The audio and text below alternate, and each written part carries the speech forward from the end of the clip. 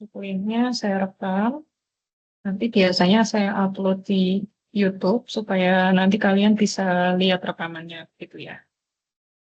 Oke, untuk hari ini selamat pagi semuanya. Kita akan melanjutkan materi ya, materi terkait biologi sel, yaitu sitoskeleton. Dan jika nanti waktunya masih mencukupi, kita bahas terkait teori endosimbiot seperti itu.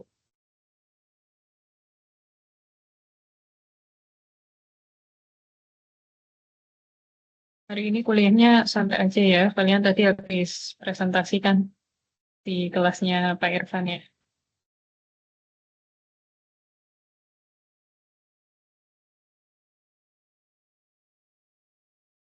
Oke, jadi kita melanjutkan materi terkait biologi sel, yaitu tentang sitoskeleton.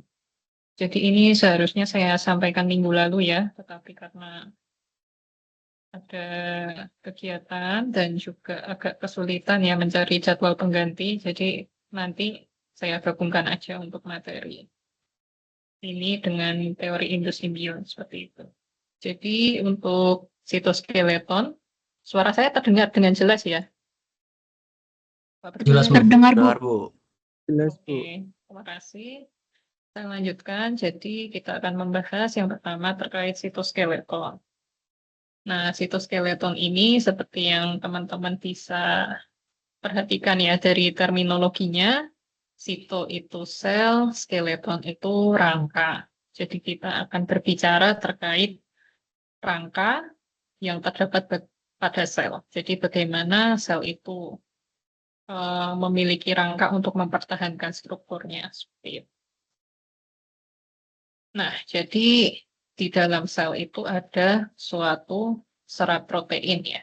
Jadi di dalam sitoplasma ini, di bawahnya membran sel, dan juga di sitoplasma itu terdapat suatu sitoskeleton. Jadi sitoskeleton ini sebenarnya adalah serat protein.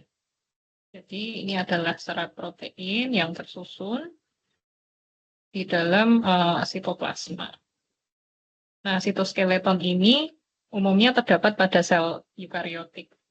Nah, untuk pada sel prokariotik seperti apa nanti akan kita jelaskan ya. Bagaimana sel prokariotik itu mempertahankan bentuk dan juga strukturnya.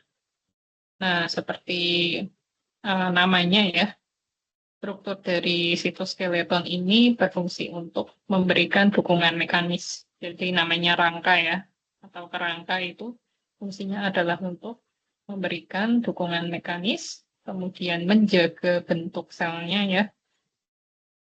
Juga selain itu bisa memungkinkan sel untuk melakukan berbagai macam fungsinya. Nah, nanti teman-teman akan saya jelaskan tidak semua fungsi ya, tapi mungkin lebih berfokus ke pembelahan aja karena waktunya terbatas gitu. Dan untuk sitoskeleton yang menyusun sel eukariotik ini ada 3 macam. Yang pertama mikrotubulus yang tersusun dari protein-protein namanya tubulin. Kemudian ada filamen intermediate bentuknya seperti serat. Kalau tubulus mikrotubulus ini seperti tabung gitu. Kalau yang intermediate filamen ini seperti serat. Kemudian ada mikrofilamen yang tersusun dari protein aktin. Nah, ini adalah komponen dari sitoskeleton. Tadi kita udah sedikit membahas ya, ada mikrotubulin, mikrofilamen, dan juga filamen intermediate. Teman-teman bisa lihat di sini ya, dari ukurannya itu yang paling kecil adalah mikrofilamen.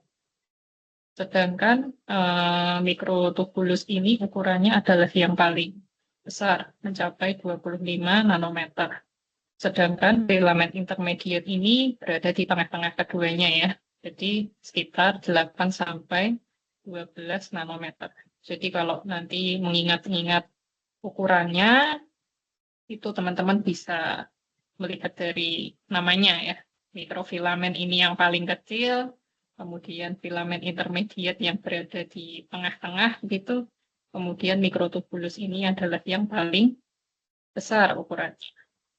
Dan kemudian kita juga bisa lihat ya posisinya di dalam sel itu di mana. Jadi kalau mikrotubulus ini bisa melintang ya, melintasi sitoplasma, sedangkan mikrofilamen ini rata-rata dia berada di permukaan, di bawah permukaan membran sel.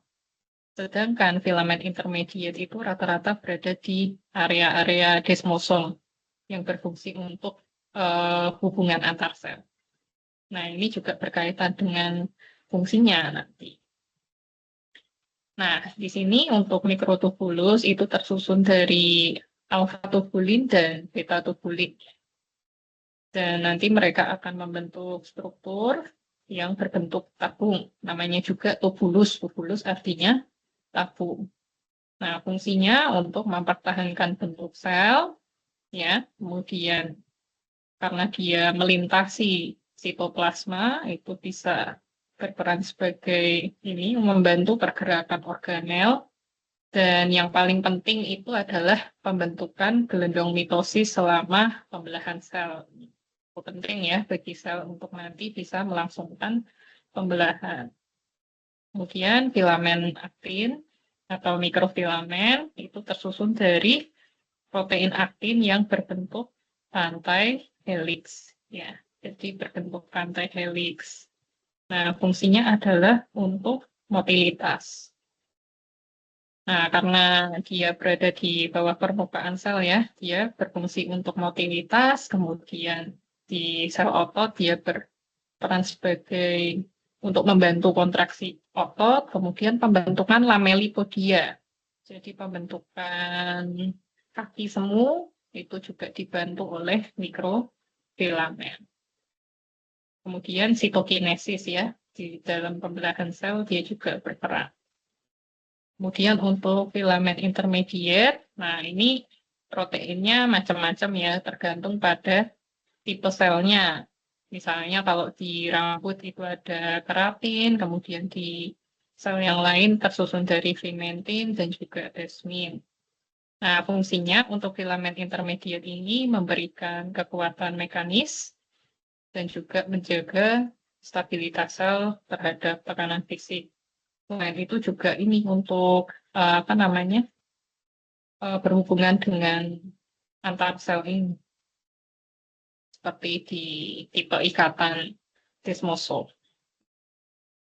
Nah, ini untuk mikrotubulus ya. Jadi yang warna ungu ini alfa-tubulin, yang warna kuning ini beta-tubulin. Mereka nanti akan membentuk protofilamen yang strukturnya itu linier dan dia itu punya ujung negatif dan juga ujung positif. Nah, ini yang membedakan adalah ujung positif itu tempat polimerisasi itu terjadi. Jadi bertambahnya struktur ini ya, mengalami penambahan ini ada di ujung positif. Sedangkan ujung negatif itu adalah tempat polimerisasi berlangsung lebih lambat.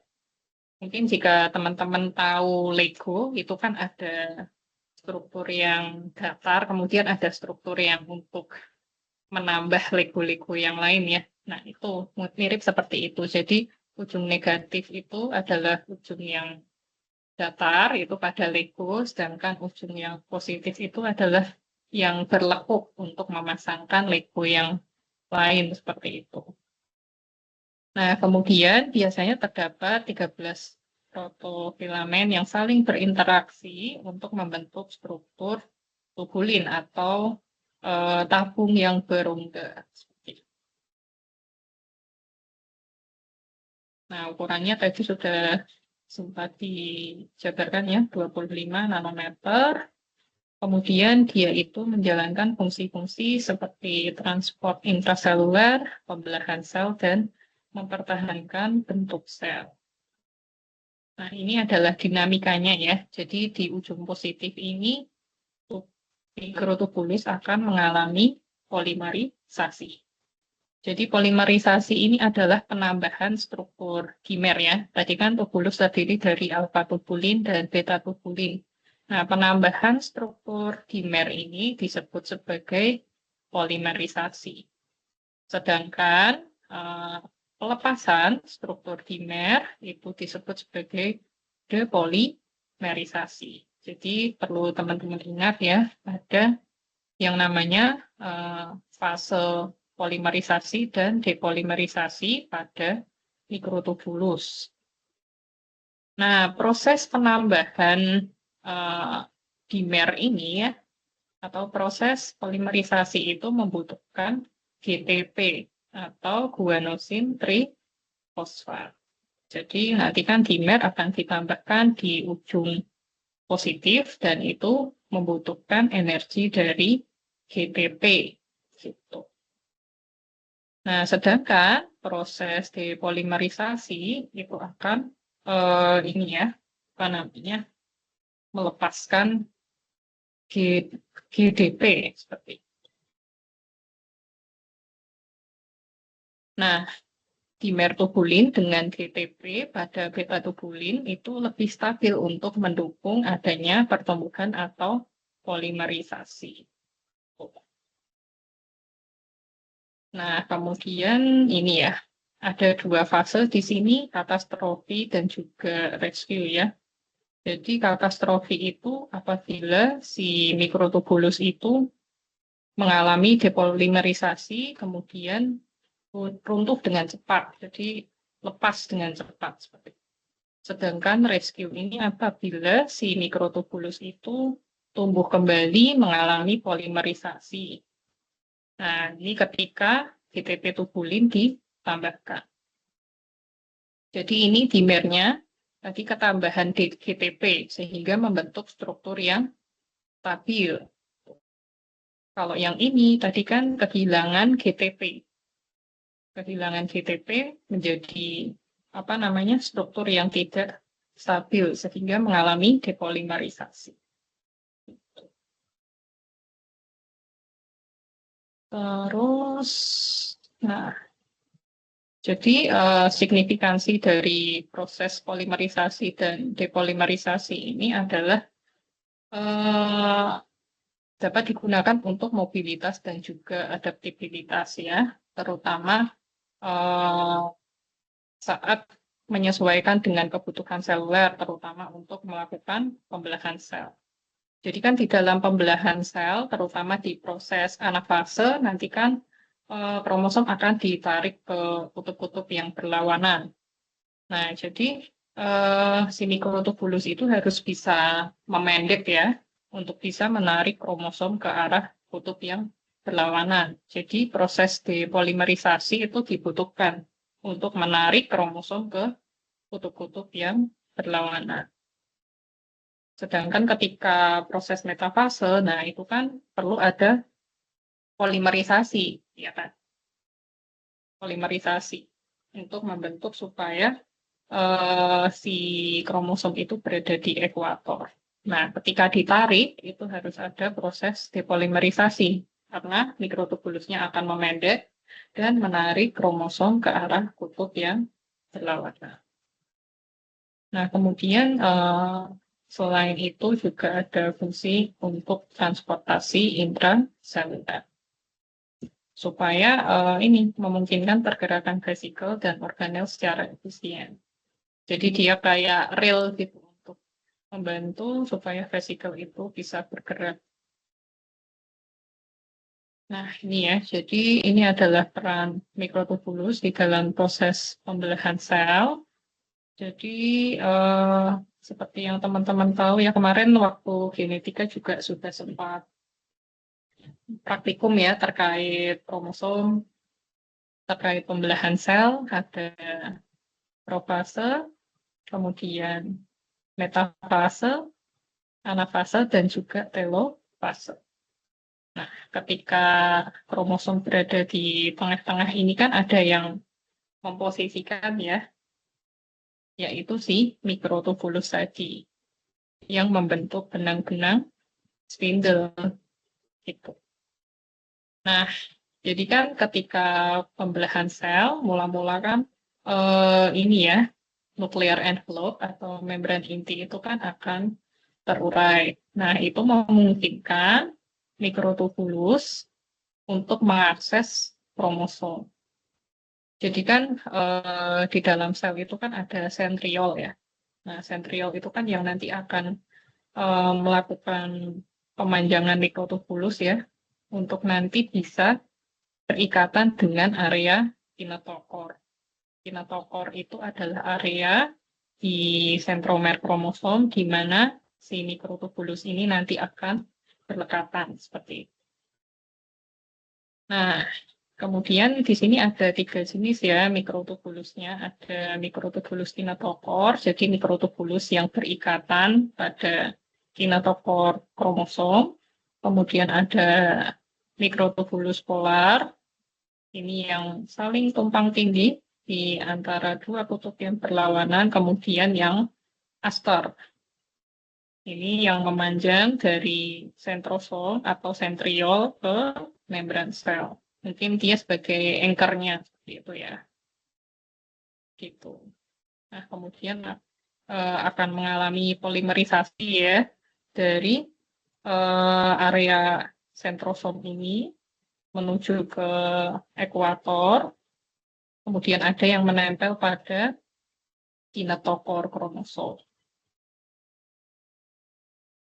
Nah, nanti setelahnya ya, setelahnya nanti akan si mikrotubulus ini akan mengalami depolimerisasi untuk kemudian bisa ditarik ke kutub-kutub yang berlawanan. Nah, jadi kan awal mulanya mikrotubulus terikat ke kinetokor pada sentromer kromosom. Selanjutnya akan mengalami pemendekan selama anafase. Nah, untuk menarik ke kutub-kutub yang berlawanan. Nah, kinetokor itu di sini. Ini kan kromosomnya ya. Nah, ini adalah kinetokornya. Sedangkan ini adalah mikrotubulus. Nah, di dalam kinetokor ini ada suatu motor protein. Bisa berupa dinein atau kineksin. Nah, motor protein ini akan menggunakan energi untuk menarik kromosom menuju ke kutub-kutub yang berlawanan. Nah, kemudian nanti akan bergerak, si motor protein ini akan bergerak sepanjang mikrotubulus menuju ke arah negatif. Kan di sini arah positifnya ya, yang tadi mengalami polimerisasi dan juga depolimerisasi. Nah, kutub negatifnya itu kan yang berada di area asteroid tadi, di area sentrosom, kutub negatifnya. Nah, jadi ketika ada proses depolimerisasi mikrotubulus, ujung positif mikrotubulus akan mengalami depolimerisasi atau pemendekan. Hal ini akan melepaskan tubulin subunit, GDP tubulin. Soalnya kalau yang GTP tubulin tadi kan lebih stabil gitu untuk polimerisasi. Nah, kalau yang depolimerisasi itu adalah yang tubulin subunit GTP tubulin. Nah, gaya tarik akibat depolimerisasi ini akan menarik kromosom menuju ke kutub-kutub yang berlawanan. Ya, menuju ke kutub masing-masing gitu ya. Nah, jadi tahapannya kurang lebih seperti ini ya. Jadi pada saat prometafase, mikrotubulus berikatan dengan kinetokor di sentromer kromosom. Nah, kemudian nanti akan berjejer di ekuator. Pada saat anafase, mikrotubulus akan ditarik menuju ke kutub karena terjadi proses depolimerisasi. Nah, nanti saat telofase dan mikrotubulus sudah terdepolimerisasi dengan sempurna, sel akan mulai berpisah. Nah, nanti akan terbentuk suatu cincin kontraktil. Nah, ini juga adalah peran dari mikrofilamen aktin ya, yang nanti akan membentuk cincin kontraktil di sini. Gitu. Nah, akibatnya apa apabila terjadi gangguan dalam proses ini, ya. Nah, nanti akibatnya apa ya? Akibatnya bisa si kromosom ini tidak terpisah sempurna, gitu ya. Jadi adanya kegagalan mikrotubulus yang menyebabkan distribusi kromosom menjadi tidak merata. Jadi contohnya pada sel ini ya, yang mengalami penambahan kromosom, misalnya pada Down syndrome ya, pada kasus aneuploidi, jadi terjadi trisomi di kromosom nomor 21 seperti itu. Jadi apabila terjadi kegagalan di dalam pembelahan sel, itu bisa menyebabkan pembagian atau distribusi kromosom yang tidak merata. Nah, kemudian itu kan tadi pada sel eukariot ya, mikrotubulus itu kan pada sel eukariot. Lantas bagaimana dengan yang di prokariot? Karena kan di sel prokariot kan juga melangsungkan pembelahan sel ya. Jadi di sel prokariot itu ada yang namanya FTSZ atau Filamenting Temperature Sensitive Mutant Z. Nah, ini adalah protein sitoskeleton yang homolog dengan tubulin pada sel eukariotik. Ya, jadi dia homolog dengan tubulin seperti itu. Nah, fungsinya adalah untuk membentuk cincin Z, ya, kemudian berperan sebagai kerangka pembelahan pada sel bakteri. Nah, kurang lebih seperti itu. Kemudian kita lanjut ya ke mikrofilamen. Nah, mikrofilamen ini strukturnya berbentuk helix ya. Kemudian dia juga ada ujung positif dan ujung negatif. Itu artinya dia bisa melakukan polimerisasi dan depolimerisasi. Gitu. Dan ini adalah struktur yang paling tipis karena diameternya sekitar 7 nanometer. Dan di sini ada dua bentuk ya, aktin G dan juga aktin F atau filamentus. Kalau yang filamentus ini yang sudah tersusun seperti benang ya, namanya filamentus. Sedangkan yang strukturnya masih monomer ini adalah globular aktin. Nah, polimerisasi itu terjadi ketika aktin G bergabung menjadi aktin F dengan bantuan ATP. Ya, jadi pembentukan atau polimerisasi itu selalu membutuhkan ATP kalau pada mikrofilamen, bahkan pada mikrotubulus tadi membutuhkan GTP. Nah, kemudian kalau depolimerisasi itu ketika aktin F terurai ya menjadi monomer-monomer aktin G dan itu melepaskan ATP. Nah, teman-teman bisa lihat ya distribusinya di sel mikrofilamen itu contohnya ada di mikrofili yang ada di usus ya misalnya ya. Nah, ini di tonjolan-tonjolannya atau tonjolan-tonjolan fili itu terdapat mikrofilamen gitu. Atau filamen aktin. Berarti dia membantu penyerapan nutrisi di dalam usus. Kemudian ada stress fibers ya, membentuk tegangan di dalam sel ketika berada di dalam kondisi yang tidak menguntungkan seperti itu. Kemudian filopodia dan lamelipodia ya, biasanya pada sel-sel yang bisa melakukan kemotaksis untuk membantu pergerakan. Kemudian contractile ring. Nah, jadi ketika tahapan sitokinesis tadi kan apa namanya sel akan membelah menjadi dua anakan. Nah, di sini yang berperan adalah pada sel eukariotik itu adalah mikrofilamen yang membentuk cincin kontraktil. Jadi kalau misalnya dibandingkan tadi ya, jadi kalau misalnya distribusi mikrofilamen itu rata-rata di permukaan, di bawah permukaan membran sel. Ya, jadi untuk protein utamanya adalah aktin, fungsinya, nah karena berada di bawah permukaan sel, fungsinya adalah untuk menjaga bentuk sel. Kemudian berperan di dalam motilitas dan juga sitokinesis. Nah, ini ada ilustrasi ya terkait fungsi-fungsi mikrofilamen, terutama di dalam transportasi vesikel. Nah, ini. Kalau ini kan tadi kan udah ya, ketika apa namanya polimerisasi membutuhkan ATP, ketika depolimerisasi melepaskan ADP. Seperti itu. Nah, untuk yang gambar B itu yang ini karena si mikrofilamen itu bisa berperan dalam membantu transportasi vesikel. Jadi dia bisa berperan sebagai suatu jalur atau rel ya yang membawa vesikel.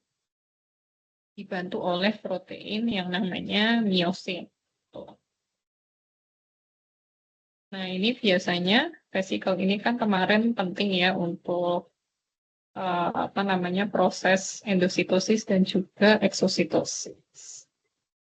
Kemudian kontraksi cincin ya, cincin kontraktil pada saat proses sitokinesis. Jadi bisa mengkerut untuk nanti bisa sepenuhnya terlepas dan menjadi dua sel anakan. Kemudian struktur filopodia, jadi ini kan seperti membentuk kaki semu ya, membentuk kaki semu supaya nanti bisa digunakan untuk pergerakan. Jadi bisa bergerak atau bisa juga berubah bentuk seperti itu. Nah, lantas bagaimana mikrofilamen di prokariot? Nah, kalau mikrofilamen di prokariot ini namanya adalah morphogenik bacterial actin homolog atau MRAB. Nah, ini adalah sitoskeleton yang dia itu homolog dengan aktin ya. Dan dia itu biasanya membentuk struktur batang pada bakteri. Jadi ini contoh saja ya. Ada banyak nanti mungkin. Tapi ini yang saya temukan dan umum dijelaskan di jurnal maupun textbook. Ini adalah contoh mikrofilamen pada prokariot ya. Ya untuk menjaga struktur batang pada bakteri-bakteri yang berbentuk batang ya. Seperti bacillus. Jadi fungsinya adalah untuk menjaga bentuk sel. Kemudian karena struktur ini dapat berinteraksi dengan enzim pensintesis peptidoglikan, itu dapat membantu pembentukan dan perbaikan dinding sel. Kemudian bisa juga mengarahkan pergerakan kompleks ya. Strukturnya memang spiral untuk membantu mempertahankan bentuk batang pada bakteri. Nah, untuk selanjutnya filamen intermediate. Nah, filamen intermediate ini adalah sitoskeleton yang ukurannya berada di tengah-tengah antara mikrotubulus dan juga mikrofilamen. Di sekitar 8 sampai 12 kalau tidak salah. Dan ini komposisinya itu bergantung pada jenis sel dan jaringan. Nah, dia itu apabila tersusun menjadi polimer itu seperti serat seperti itu. Kalau monomernya sih kayak pipa gitu ya. Nanti apabila tersusun sempurna menjadi seperti serat. Nah, perbedaannya dengan mikrotubulus dan juga mikrofilamen, dia tidak punya ujung positif maupun negatif. Sehingga dia tidak terpolarisasi seperti mikrofilamen dan juga mikrotubulus. Ya, jadi dia tidak ada ujung positif maupun negatif.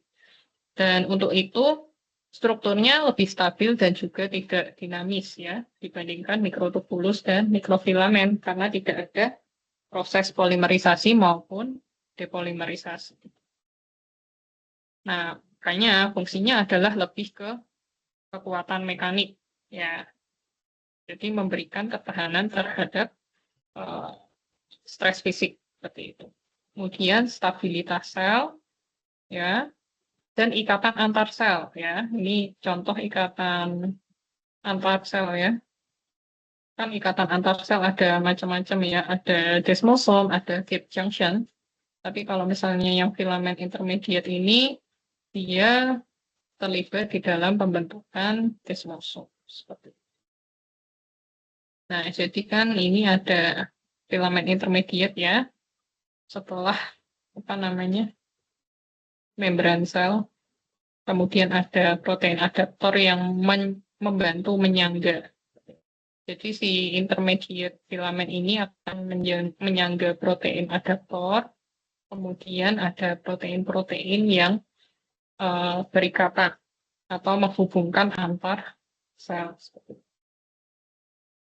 Kemudian membantu stabilitas nukleus karena ini salah satu contoh ya, lamin nuklear itu membantu memperkuat membran inti. Nah, ini contoh dari filamen intermediate yang sangat umum, contohnya keratin pada epitel dan juga desmin pada otot. Nah, keratin ini juga kita kenal ya, ada di rambut, ada di kuku, ada di kulit. Nah, memang fungsinya adalah untuk memberikan kekuatan mekanik ya, supaya rambut kita tetap tidak mudah rontok. Makanya kalau di salon-salon kan ada ini ya, terapi keratin gitu untuk memperkuat eh, rambutnya supaya tidak mudah rontok gitu ya. Nah, kemudian pada kulit itu memberikan stabilitas pada jaringan epitel. Jadi di kulit kita itu juga ada keratinnya. Kemudian memberikan perlindungan dari lingkungan dan juga elastisitas ya. Kalau pada kulit supaya bisa meregang tanpa mudah putus gitu. Karena ada keratin yang juga menjaga dan melindungi itu. Nah, bagaimana dengan contoh filamen intermediate pada prokariot? Nah, itu contohnya adalah kresentin. Kresentin ya, kresen seperti bulan sabit seperti itu ya. Jadi mempertahankan struktur melengkung pada bakteri. Ya, contoh bakterinya adalah Caulobacter crescentus. Jadi kresen seperti bulan sabit ya. Jadi berbentuk cekung. Nah, ini nanti dia juga akan bekerja sama dengan MREB untuk mengatur sintesis dinding sel. Nah, biasanya untuk filamen-filamen panjang ya, yang bentuknya rope-like. Nah, ini ada video penjelasan sitoskeleton, nanti teman-teman bisa tonton ya, apabila dari penjelasan saya kurang bisa dimengerti, nanti teman-teman bisa tonton videonya ya.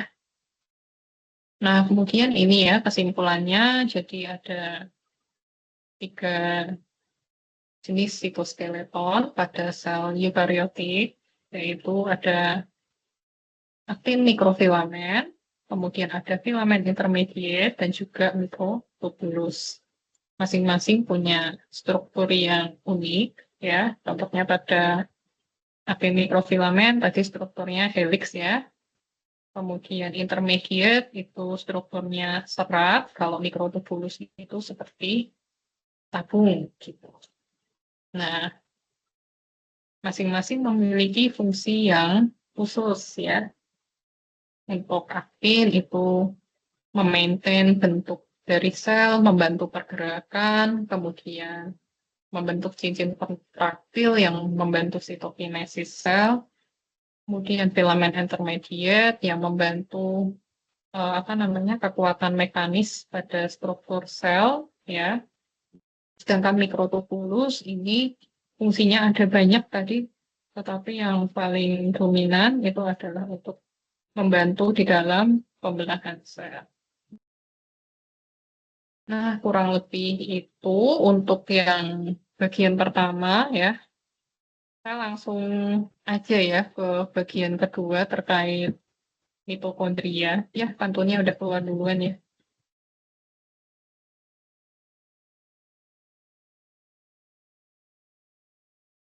Oke, jadi kita akan melanjutkan ke bagian 2 terkait teori endosimbion, terkait organela, mitokondria, dan juga kloroplas. Nah, di awal teman-teman juga udah pernah saya ceritain ya terkait teori endosimbion, ya.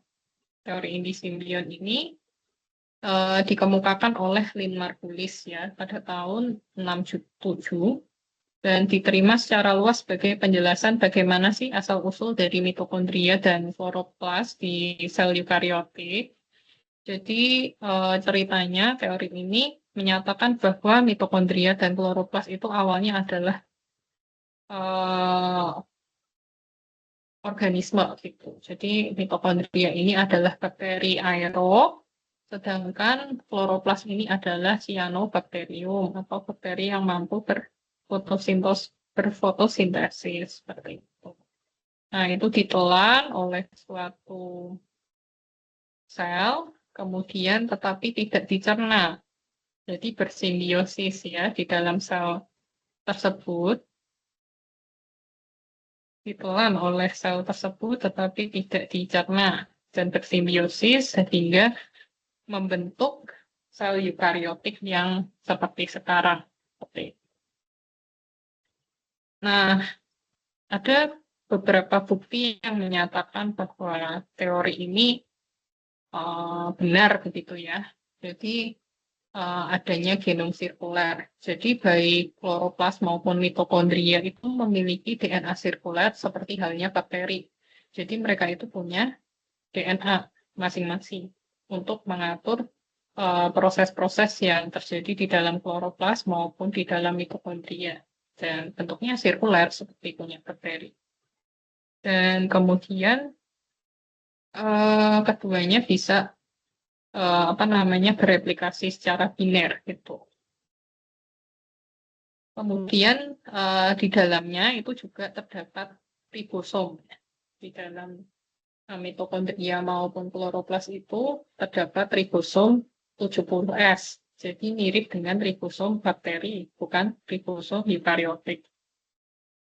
Kemudian dia juga memiliki dua membran ya, baik kloroplas maupun mitokondria itu memiliki dua lapis membran. Jadi menunjukkan asal-usul fagositosis bakteri oleh sel inang.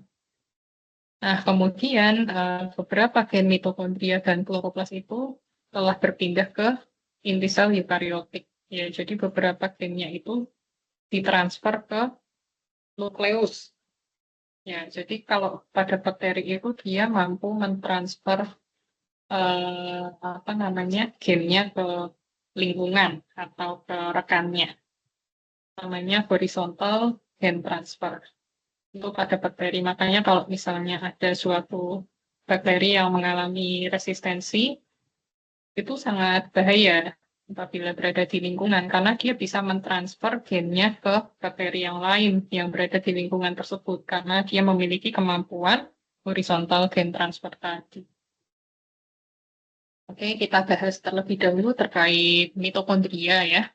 Ini mungkin teman-teman juga udah sempat belajar di biologi sel terkait mitokondria. Jadi mitokondria ini adalah organel yang berperan di dalam pusat pembangkit energi sel atau di dalam respirasi sel seperti itu ya. Nah, struktur dari mitokondria ini terdiri dari membran luar, kemudian ada membran dalam ya yang berlekuk-lekuk.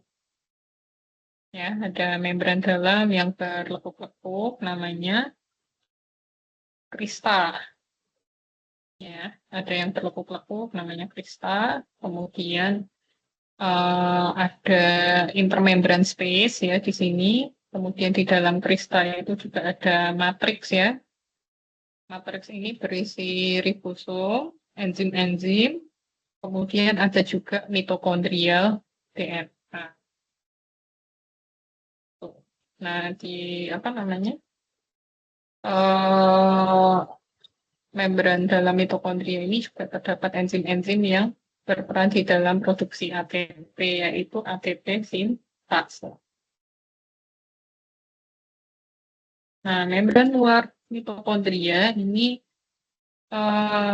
ya kalau misalnya teman-teman lihat, ini kan outer membran of mitokondria itu ya seperti membran sel biasa sebenarnya. Jadi tersusun dari fosfolipid bilayer. Kemudian ada protein porinnya yang memungkinkan protein kecil itu bisa masuk. Sifatnya semi-permeable untuk molekul-molekul kecil seperti ATP, ADP, asam pirufat, dan juga nukleotida. Nah, fungsinya apa? Fungsinya adalah melindungi organel ya. Jadi membran luar melindungi organel dan transport, kemudian berperan di dalam eh, dinamika struktur mitokondria gitu ya. Nah, kalau membran dalam mitokondria itu yang ini ya, yang inner membran, itu banyak terdapat enzim-enzim ya dan juga protein transport yang dibutuhkan untuk kompleks rantai transport elektron ya. Dan apa namanya? Membran dalam ini membentuk lekukan-lekukan yang disebut sebagai krista. Ya, ini fungsinya apa? Fungsinya adalah untuk meningkatkan luas permukaan. Nah, kalau permeabilitasnya hanya terhadap molekul tertentu ya, karena di sini kan ada eh, protein carrier dan juga apa namanya kanal ion, ya, kanal ion untuk pompa H+. Pompa H+ ini nanti penting untuk pembentukan ATP. Gitu. Nah, membran dalam ini adalah tempat berlangsungnya fosforilasi oksidatif ya. Fosforilasi oksidatif di dalam respirasi sel itu juga sangat penting ya untuk nantinya bisa menghasilkan ATP. Jadi fosforilasi oksidatif dan juga rantai transport elektron yang nantinya akan menghasilkan ATP. Selain itu ada ruang antarmembran atau intermembran space. Jadi dia letaknya di antara membran luar dan juga membran dalam, berfungsi untuk menampung proton ya. Proton yang dipompa oleh rantai transport elektron ini kan elektronnya terus berjalan, tapi H+-nya dipompa ke ruang intermembran. Jadi kan H+-nya dipompa ke intermembran, elektronnya akan terus berjalan. Nah, gradien proton yang terbentuk kan di sini konsentrasinya tinggi ya. Nanti akan digunakan untuk memompa H+ dan menghasilkan ATP. Nah, kemudian matriks mitokondria itu berada di dalam membran dalam ya.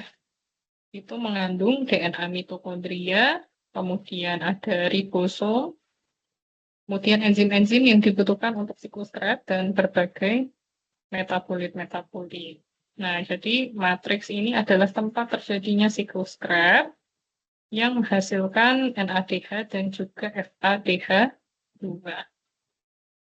Kalau yang tadi ini adalah tempat terjadinya membran dalam, itu tempat terjadinya rantai transport elektron yang nantinya bisa menghasilkan ATP. Nah,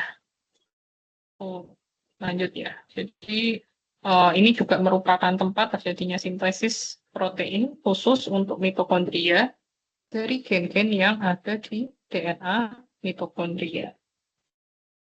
Nah, lantas bagaimana dengan krista? Krista itu kan tadi lekukan-lekukan membran dalam mitokondria ya. Jadi fungsinya adalah untuk meningkatkan luas permukaan membran dalam sehingga ada banyak tempat untuk terjadinya rantai transport elektron dan pembentukan ATP. Semakin banyak krista, maka semakin tinggi kapasitas produksi energi. Dan energi ini kan kebanyakan dibutuhkan pada sel otot dan juga jantung ya. Nah, kemudian ini ya, DNA mitokondria atau mtDNA. mtDNA ini disusun dari gen-gen yang berkode protein-protein maupun enzim yang dibutuhkan oleh mitokondria. Nah, ini bentuknya sirkuler dan dapat bereplikasi sendiri dan diturunkan secara maternal. Jadi hanya dari ibu ke anak. Ya, jadi memang ibu ini adalah donor mitokondria ya. Jadi kan apa namanya mitokondria kalian yang dimiliki oleh tubuh kalian ini asalnya dari ibu kalian. Nah, ini juga mengkode beberapa protein, kemudian ribosomal RNA dan juga tRNA. Nah, jadi keberadaan mtDNA adalah produksi sebagian protein yang dibutuhkan di dalam respirasi seluler dan berperan penting dalam pewarisan sifat terkait mitokondria.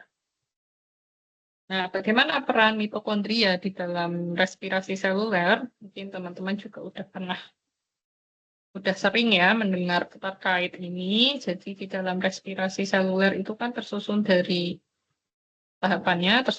glikolisis, siklus Krebs, dan juga fosforilasi oksidatif dan rantai transport elektron. Ini kurang dan ya. Nah, jadi kalau glikolisis ini kan prosesnya terjadi di sitoplasma dan tidak membutuhkan oksigen ya. Nah, ini kan menghasilkan 2 ATP. Nah, yang terjadi di mitokondria antara lain adalah siklus Krebs ya atau citric acid cycle dan juga ini oxidative phosphorylation yang terdiri dari transport elektron dan chemiosmosis. Nah, apa yang terjadi di siklus Krebs yang ada di matriks mitokondria? Jadi pirufat, asam pirufat yang dihasilkan dari glikolisis akan diubah menjadi asetil CoA. Kemudian masuk ke siklus Krebs. Nantinya akan menghasilkan NADH dan FADH2 yang membawa elektron serta ATP untuk fosforilasi oksidatif. Nah, elektron dari NADH dan FADH2 ini ditransfer melalui rantai transport elektron. Ya. Gradien proton yang terbentuk, mana tadi? Gradien elektron yang terbentuk itu akan digunakan untuk mentransfer H+, ya, dan digunakan untuk menghasilkan ATP melalui proses chemiosmosis.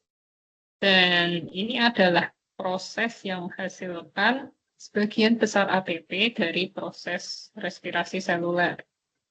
Nah, ini tahapannya seperti ini ya, rantai transport elektron. Jadi dari kompleks 1 ini kan nanti H+ dipompa ke ruang intermembran tadi, kemudian elektronnya ditransfer ya.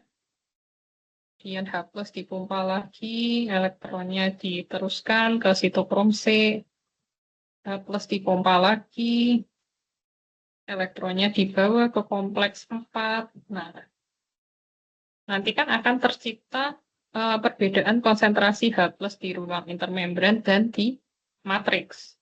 Nah, itu digunakan untuk memompa ion H+ melalui kompleks enzim ini ya, ATP sintase, dan digunakan untuk menghasilkan ATP itu. Jadi kurang lebih seperti itu ya. Ini kan tadi rantai transport elektron. Kalau chemiosmosis itu proton H+ dipompa dari ruang antarmembran menuju ke ini area matriks ya, menghasilkan ATP. Nah, selain itu, mitokondria itu juga berperan di dalam kematian sel terprogram atau apoptosis. Jadi apabila terjadi suatu stres seluler yang disebabkan oleh radikal bebas, ya, nanti si mitokondria ini akan melepaskan enzim sitokrom C ke sitoplasma. Dan itu akan mengaktifkan cascade caspase. Cascade caspase itu adalah suatu reaksi beruntun, ya, suatu reaksi beruntun seperti domino effect ya. Jadi Sitokrom C akan mengaktifkan caspase 9, kemudian caspase 9 akan mengaktifkan caspase 3, dan seterusnya, yang menyebabkan kematian sel terprogram. Jadi cascade caspase itu adalah semacam reaksi beruntun enzim caspase untuk mengaktifkan kematian sel terprogram. Jadi ketika sel mengalami stres oksidatif atau kerusakan DNA, nanti ada suatu protein proapoptotik namanya Bugs dan Bug untuk menstimulasi. Jadi membentuk pori pada membran luar mitokondria. Membran luar mitokondria di sini ya. Yang menyebabkan pelepasan enzim sitokrom C. Tadi kan ada sitokrom C ya. Nah, sitokrom C nanti akan bergabung dengan kompleks-kompleks proapoptotik untuk mengaktifkan enzim caspase 9. Selanjutnya, caspase 9 akan mengaktifkan caspase 3 yang menyebabkan terjadinya degradasi protein dan juga DNA yang mengarah ke kematian sel. Jadi kalau misalnya kematian sel terprogram itu atau apoptosis, mula-mula selnya kan normal, kemudian kromatinnya akan mengalami kondensasi, intinya menjadi lebih gelap dan padat. Kemudian ada semacam flapping. Flapping itu apa ya? Membentuk tonjolan-tonjolan seperti ini. Dan sampai nanti selnya itu terfragmentasi. Terfragmentasi menjadi bagian-bagian kecil. Jadi selain intinya mengalami fragmentasi, selnya juga akan membentuk badan apoptotik.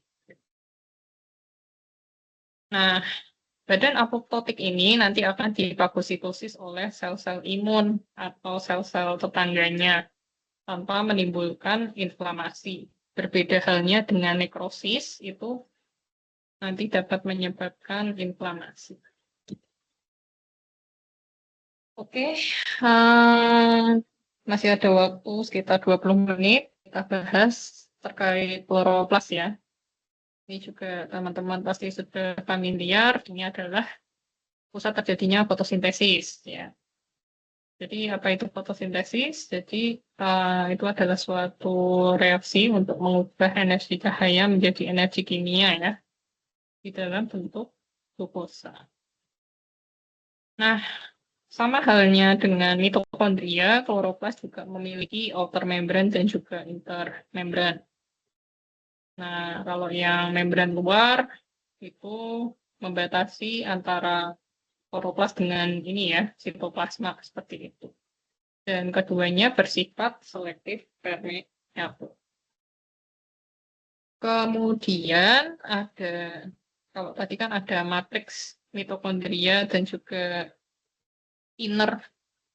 cairan intermembran ya kalau di dalam mitokondria tadi ya. Cairan intermembran kalau ini namanya stroma. Jadi cairan di dalam kloroplas tempat berlangsungnya ini siklus Kelvin atau reaksi gula. Stroma ini berada di dalam inner membran ya. Kemudian ada tilakoid ya. Tilakoid ini struktur berbentuk seperti cakram ya. Ini di dalamnya tilakoid ada lumen-lumen. Ini adalah tempat berlangsungnya reaksi perang. Kemudian grana itu adalah tumpukan dari tilakoid. Tumpukannya disebut sebagai grana. Dan kloroplas ini memiliki DNA yang berbentuk sirkuler dan mengkode protein yang dibutuhkan di dalam proses fotosintesis. Ini tadi ya, tersusun dari outer dan juga inner membran. Teman-teman bisa lihat ya, kalau tilakoid itu satuannya kayak gitu ya.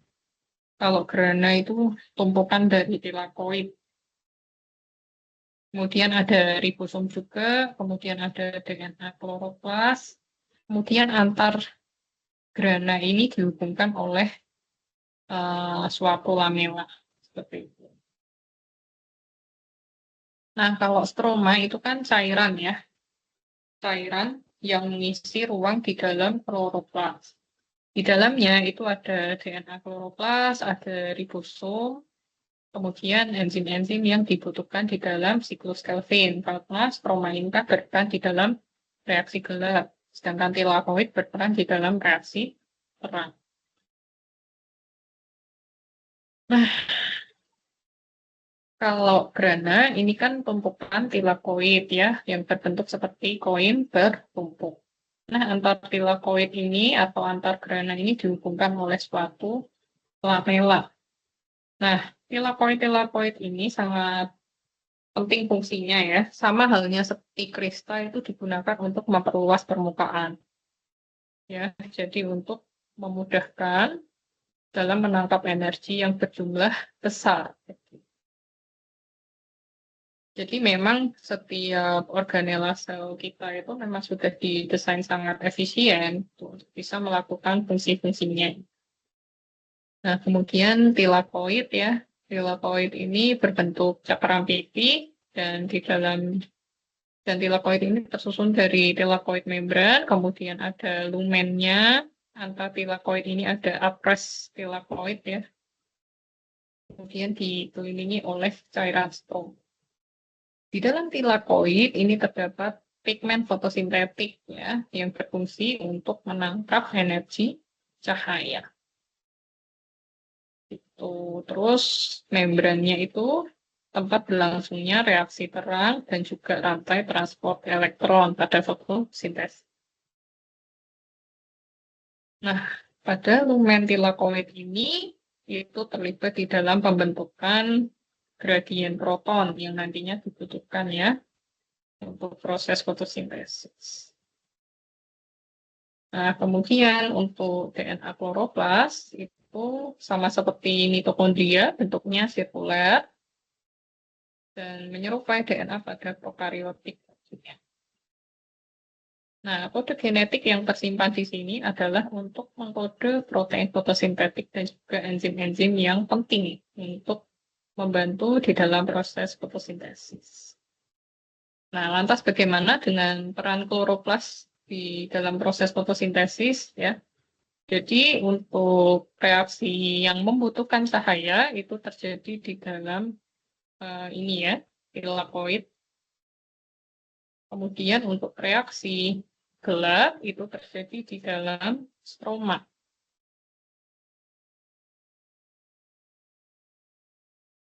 Kita bahas satu persatu ya. Untuk reaksi terang, jadi reaksi terang terjadi di membran tilakoid. Tujuannya adalah mengubah energi cahaya menjadi energi kimia berupa ATP dan NADPH.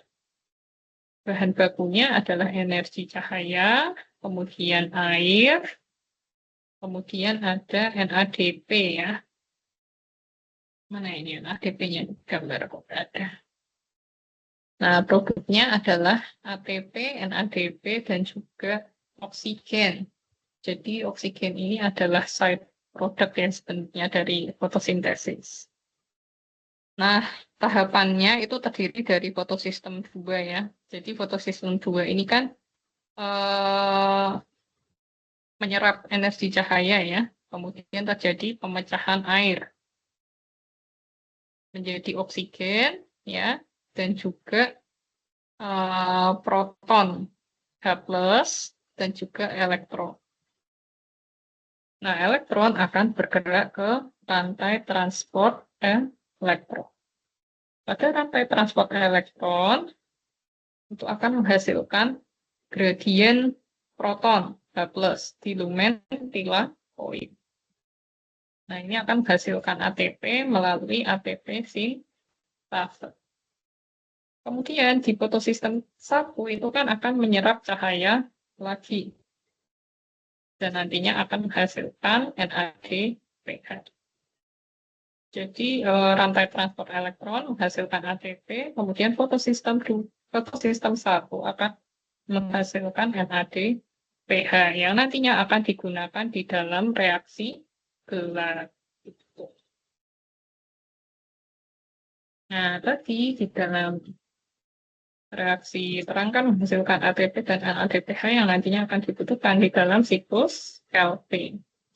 Siklus Kelvin itu terjadi di stroma ya, berarti di bagian cairan ya, di dalam kloroplas itu nanti mengubah CO2 menjadi glukosa gitu. Menggunakan energi dari ATP dan NADPH yang diperoleh tadi dari reaksi terang. Bahan bakunya adalah CO2, kemudian ATP, dan juga NADPH. Nah, tahapannya terdiri dari fiksasi karbon, jadi CO2 nanti akan difiksasi oleh enzim ribulosa bifosfat karboksilase bergabung dengan RUPP ya, menghasilkan 3 fosfodiesrat. Kemudian nanti akan melalui serangkaian reaksi untuk lanjut ke fase reduksi. Fase reduksi, 3 fosfogliserat ini akan direduksi menjadi gliserol J3-fosfat menggunakan ATP dan juga NADPH. Nah, glukosa 3 gliserol J3-fosfat ini kan tadi ada 6 molekul gitu.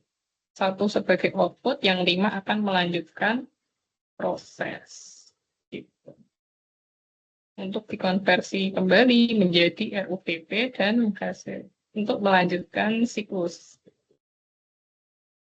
Nah, kemudian ini ya, kalau pada tanaman C3, sebentar ada chat ya dari Kennedy, Anastasia, TE Bulton, presikan dulu aja ya. Bentar.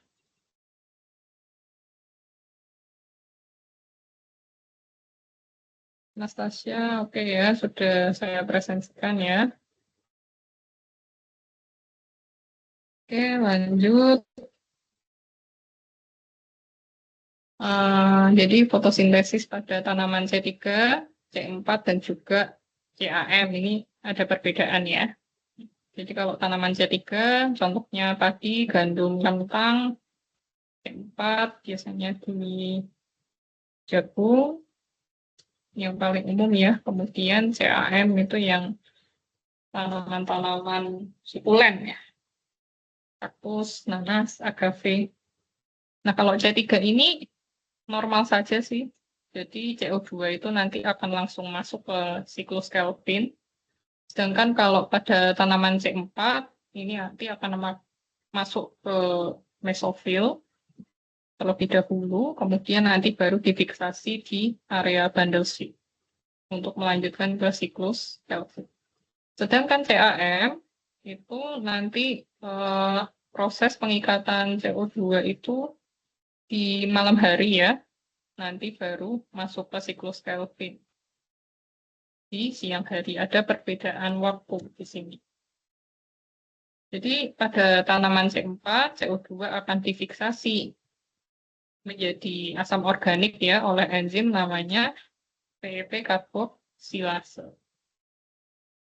Nanti akan diubah menjadi malat lalu ditransfer ke sel bundle vaskuler untuk masuk ke siklus Kelvin. Jadi ada semacam pre-treatment dulu ya pada tanaman C4 ini. Jadi difiksasi terlebih dahulu menjadi oksaloasetat, diubah menjadi malat untuk nantinya ditransport ke bundle seed cell. Nah, kalau pada CAM, jadi stomatanya itu terbuka di malam hari ya, sehingga memungkinkan CO2 untuk masuk dan difiksasi oleh PEP karboksilase. Nah, kemudian nanti pada siang hari, asam malat baru diolah ya menjadi CO2 untuk digunakan di dalam siklus Kelvin. Nah, ini merupakan bentuk adaptasi ya dari masing-masing tanaman untuk bisa tetap melakukan fotosintesis secara efisien pada kondisi panas maupun kering. Dan pada tanaman yang sukulen ini mengurangi kehilangan air secara drastis. Karena kan dia hidup di dalam kondisi yang kering dan juga panas. Nah, jadi ini ya, saya buatkan perbandingan. Nanti teman-teman bisa baca. Selain fotosintesis, itu juga ada yang namanya fotorespirasi. Jadi proses metabolisme pada tumbuhan, jadi dibanding si enzim Rubisco ini apa namanya mengikat karbon dioksida, dia malah mengikat oksigen.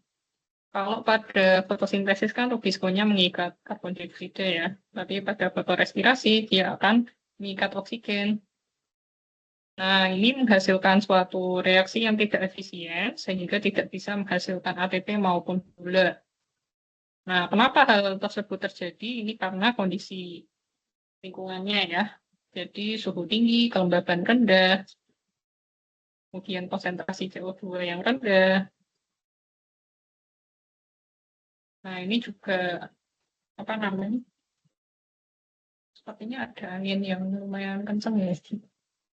Jadi tahapannya terdiri dari fiksasi oksigen oleh Rubisco, kemudian hasilkan ini ya, satu molekul fosfogliserat dan satu molekul glikolat.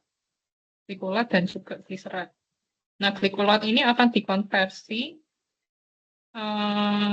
fosfoglikolat ini akan dikonversi menjadi glikolat, kemudian dioksidasi menjadi glioksilat di dalam peroksisom. Jadi selain di kloroplas ini melibatkan peroksisom ya untuk mengubah glikolat menjadi glioksilat. Kemudian nanti akan diubah menjadi serin dan juga lisin. Jadi terjadi konversi fosfoglikolat menjadi glikolat, glioksilat, lalu glisin dan juga serin. Nah, selanjutnya dilakukan pelepasan CO2 ya. Ya, CO2 ini dilepaskan dari glisin ya di dalam mitokondria. Jadi ini adalah proses fotorespirasi apabila kadar oksigennya itu lebih tinggi dibanding CO2. Jadi dia tidak menghasilkan apa-apa, ya cuma menghasilkan CO2 aja gitu. Nah, lantas bagaimana sih hubungan kloroplas dan mitokondria? Nah, ini kita bisa menarik hubungan di antara kedua organela ini, terutama di tanaman ya. Jadi terjadi aliran energi. Kenapa? Karena energi dari cahaya matahari ini tadi kan digunakan kloroplas untuk menghasilkan karbohidrat melalui proses fotosintesis. Nah, glukosa digunakan mitokondria sebagai substrat terjadinya respirasi seluler untuk menghasilkan ATP. Jadi ini suatu siklus yang berputar ya. Hubungan ini sangat lekat gitu karena ada aliran energi. Itu yang pertama. Jadi ada pemanfaatan energi cahaya di sini yang digunakan kloroplas untuk menghasilkan karbohidrat melalui proses fotosintesis. Kemudian glukosanya digunakan oleh kloroplas untuk respirasi seluler menghasilkan ATP. Nah, ATP-nya nanti juga akan digunakan untuk proses fotosintesis lagi ya. Kemudian aliran gas. Aliran gas, jadi kloroplas ini tadi kan saat fotosintesis menghasilkan side product yaitu oksigen ya. Oksigen ini bisa digunakan oleh mitokondria untuk melakukan respirasi seluler sebagai aseptor elektron terakhir. Mitokondria dari hasil respirasi seluler menghasilkan CO2. CO2 digunakan kloroplas di dalam siklus Kelvin. Ya kan, tadi di dalam siklus Kelvin itu kan mengikat CO2. Ya. Nah, kemudian sinergi energi ya. Jadi energi cahaya diubah menjadi energi kimia dalam bentuk glukosa oleh kloroplas. Glukosa kemudian dipecah untuk menghasilkan ATP yang digunakan sel untuk melakukan aktivitas metabolik. Ya, jadi Perlu teman-teman ingat ya, ini ada 3 poin yang menjadi inti hubungan antara kloroplas dan juga mitokondria. Nah, kesimpulannya, nah ini kita udah masuk ke kesimpulan nih, ternyata pas ya 11.20 saya selesai. Jadi mitokondria ini adalah tempat untuk respirasi seluler yang menghasilkan ATP melalui proses glikolisis, siklus Krebs, dan juga rantai transport elektron. Perlu diingat, produk utamanya adalah ATP, kemudian CO2 dan H2O ya, dari proses respirasi seluler. Sedangkan kloroplas itu adalah pusat fotosintesis yang mengubah energi cahaya menjadi energi kimia melalui reaksi terang dan reaksi gelap atau siklus Kelvin. Produk utamanya adalah glukosa dan oksigen. Nah, keduanya ini terjadi hubungan sinergis, di mana glukosa dari hasil fotosintesis itu digunakan mitokondria untuk respirasi, dan oksigen dari fotosintesis digunakan untuk respirasi seluler. Sedangkan CO2 hasil respirasi dan ATP digunakan untuk proses fotosintesis. Nah, kurang lebih seperti itu ya, teman-teman. Alhamdulillah, kita sudah menuntaskan 7 pertemuan biologi sel, meskipun ini untuk pertemuan yang hari ini kita mampatkan ya. Nah, di sini izinkan saya berpantun ya, teman-teman ya, sebelum kita nanti berlebaran. Jadi, respirasi sel di mitokondria, fotosintesis di kloroplas. Wahai mahasiswa, selamat Hari Raya, mari saling bermaafan dengan hati yang ikhlas. Begitu ya, kurang lebih apakah ada diskusi ya dari teman-teman sebelum ditutup perkuliahannya? Tadi suara saya kedengaran jelas kan ya? Oke, aman ya. Semoga nanti ujiannya lancar. Karena kan mengingat tanggal berapa nih kalian ujian?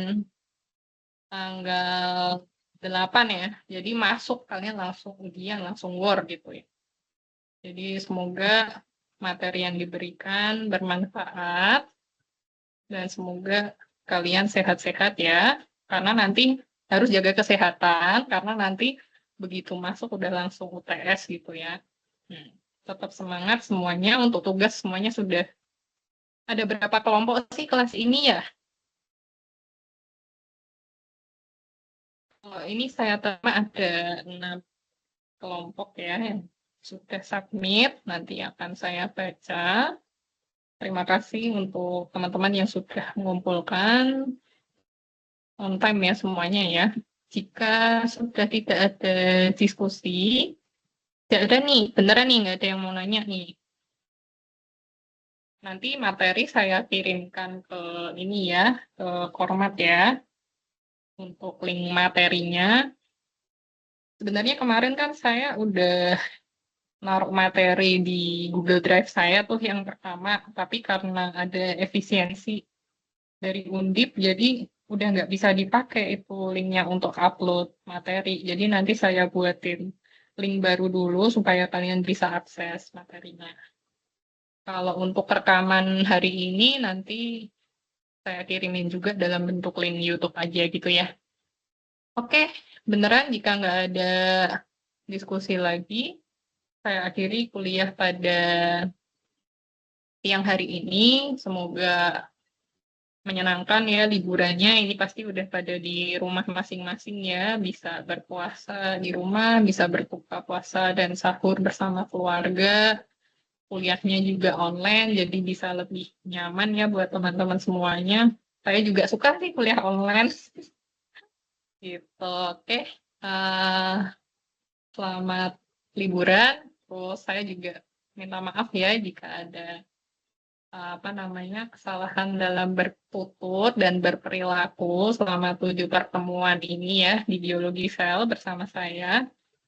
Ya, kita saling bermaafan, mumpung momennya juga sebelum Lebaran gitu ya. Oke. Oke, begitu kurang lebih. Saya tutup ya kuliahnya. Assalamualaikum warahmatullahi wabarakatuh. Waalaikumsalam Waalaikumsalam warahmatullahi warahmatullahi wabarakatuh. wabarakatuh. Terima Terima kasih, kasih, Bu. Bu. Terima kasih, Bu. Terima kasih, Bu. Terima kasih, Bu. Terima kasih, Bu.